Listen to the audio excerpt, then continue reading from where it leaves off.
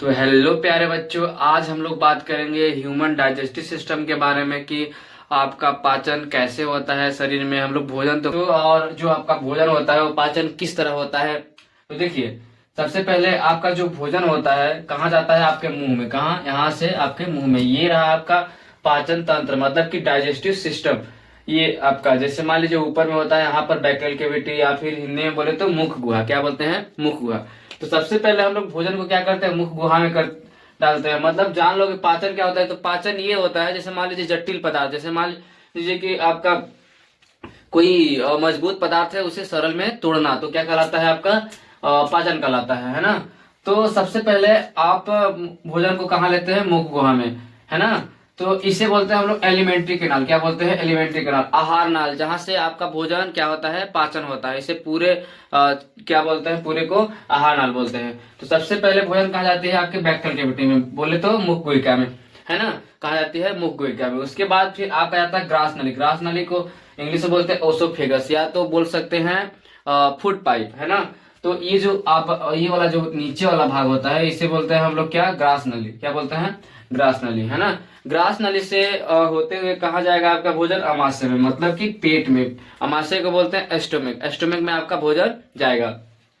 अच्छा, उसके बाद फिर देखो, ये वाला आपका हो गया, ये वाला स्टोमिक भाग है। ये वाला जो भाग है, ये वाला क्या है? स्टोमिक भाग।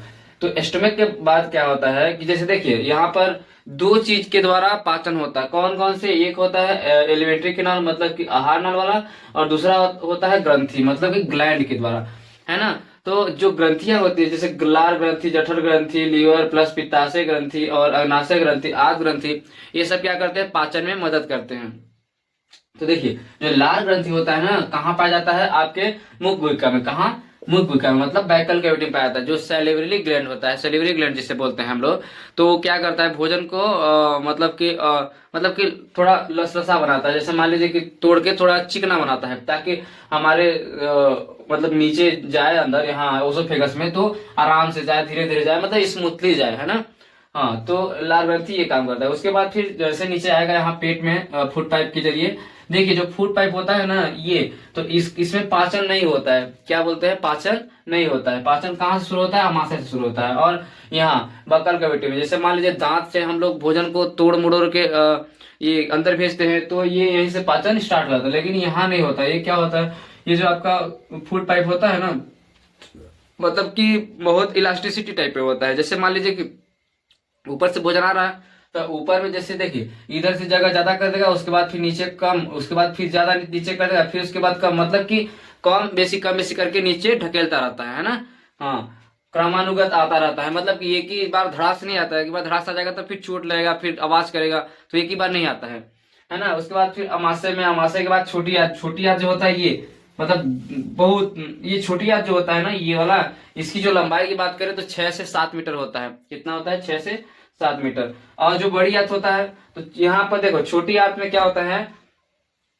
कंप्लीट डाइजेशन, बोल सकते हैं कंप्लीट डाइजेशन ऑफ फूड, मतलब कि भोजन का जो कंप्लीट डाइजेशन होता है वो कहाँ होता है? तो बोले तो छोटी आंत में होता है। छोटी आंत के बाद फिर जो बचा हुआ भाग होता है, फिर जिसका पाचन नहीं हो पाता है, मतलब वेस्ट मटेरियल जो पाया जाता है, बड़ी आंत में आता है। बड़ी आंत को बोलते हैं लार्ज इंटेस्टाइन, इसमें आता है ये वाले। और जैसे ही इसमें आएगा तो यहाँ से रेक्टम के माध्यम से, और एनस लास्ट में गुदा जो है, एनस, तो एनस के लैट्रिन के माध्यम से बाहर निकाल जाता है, एनस से, एनस के थ्रू, है ना। तो ये सब जो लाल ग्रंथियां हैं क्या करते हैं? समय समय पर एंजाइम को रिलीज करते हैं, और जो आपका भोजन होता है वो पाचन होता रहता है। हाँ, और जो डाइजेशन होता है, डाइजेशन एक फिजियोकेमिकल प्रोसेस है। फिजियोकेमिकल प्रोसेस इसलिए बोलते हैं क्योंकि देखिए, फिजियो मतलब होता है भौतिक, और केमिकल मतलब होता है रासायनिक। मतलब कि भौतिक क्रिया भी होती है और रासायनिक क्रिया भी होती है। भौतिक क्रिया का मतलब होता है तोड़ मरोड़ के उसके साइज को चेंज करना, बदलाव करना, है ना। लेकिन उसके गुण में बदलाव नहीं होता है, उसके प्रॉपर्टी बदलाव नहीं होता है। केमिकल मतलब होता है कि उसकी प्रॉपर्टी में भी बदलाव हो जाता है। जैसे देखिए, फिजिकल मतलब होता है आपके शरीर में, जैसे मुंह में, तो मुंह में तोड़ फोड़ के, जैसे मान लीजिए कि जटिल को सरल में तोड़ते हैं हम लोग, है ना। तो तोड़ के उसके बाद फिर अंदर जाता है, तो केमिकल रिएक्शन, केमिकल प्रोसेस होती है, मतलब रासायनिक क्रिया होती है। देखिए, और एक चीज बात और कर देते हैं कि जैसे मान लीजिए कि आपका कार्बोहाइड्रेट हो गया, प्रोटीन हो गया, और क्या बोलते हैं, फैट हो गया, तो इसका पाचन होता है आपके शरीर में। उसके अलावा जैसे मान लीजिए विटामिन वगैरह हो गए, और आपका ये जल वगैरह हो गया, तो ये सब डायरेक्ट हो जाता है आपके शरीर में, ऑब्जर्व हो जाते हैं, मतलब इसका पाचन नहीं होता है। तो चलिए आगे हम लोग थोड़ा सा और जान लेते हैं इसके एक एक करके पार्ट के बारे में, कि जैसे मान लीजिए मुख गुहा क्या करता है, रसग्रास नली क्या है, अमाशय क्या है, छोटी आंत क्या है, क्या क्या इसकी भूमिका है ना। हाँ, तो मुख गुहा में एक एंजाइम पाया जाता है जिसे बोलते हैं हम लोग टाइलिन एंजाइम। तो टाइलिन एंजाइम जो होता है वो बहुत ही अच्छा भूमिका निभाता है सेल्यूलर ग्लैंड, सेल्यूलर ग्लैंड जिसे बोलते हैं लाल ग्रंथि। तो ये भोजन को मतलब लसा करता है, मतलब चिपचिपा टाइप में करता है, जिससे कि आगे वो भोजन की जो देखिए एक एक करके बात करेंगे। जैसे मान लीजिए बकल कैविटी की बात करते हैं, जो मुख गुहिका होता है, तो उसमें क्या क्या है। तो देखिए जो मुख गुहिका होता है उसमें 3 जोड़ी लाल ग्रंथियां पाई जाती हैं, है ना। क्या क्या पाई जाती हैं, 3 जोड़ी लाल ग्रंथियां पाई जाती हैं। ये क्या करते हैं, वही भोजन को पाचन में सहायक होते हैं, है ना। तो देखिए पहला जो है आपका ये लाइसोजाइम क्या है, लाइसोजाइम मतलब कि जो लाइसोजाइम होता है क्या करता है, जीवाणुनाशी होता है। जीवाणुनाशी मतलब कि जीवाणु को मतलब मारता है। जैसे आपके मुंह में कभी कभी भोजन के साथ में चले जाते हैं या फिर पानी के साथ में चले जाते हैं, तो उसको क्या करता है, मारता है ना। और देखते भी होंगे कि आप लोग जैसे ये बच्चे, छोटे छोटे बच्चे होते हैं तो हाथ वाथ धोते नहीं हैं और क्या करते हैं, खाने को खा लेते हैं, तो क्या होता है, बीमार बहुत कम होते हैं।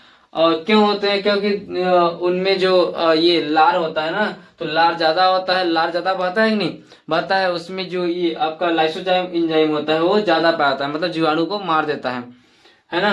उसके बाद फिर टायलिन एंजाइम और डायस्टो एंजाइम जो होता है, स्टार्च, स्टार्च मतलब मंड का ये पाचन करता है। मंड मतलब जैसे मान लीजिए कि आप किसी चीज का दाना देख रहे हैं, तो दाना का जो ऊपरी वाला भाग होता है इसे बोलते हैं स्टार्च, है ना।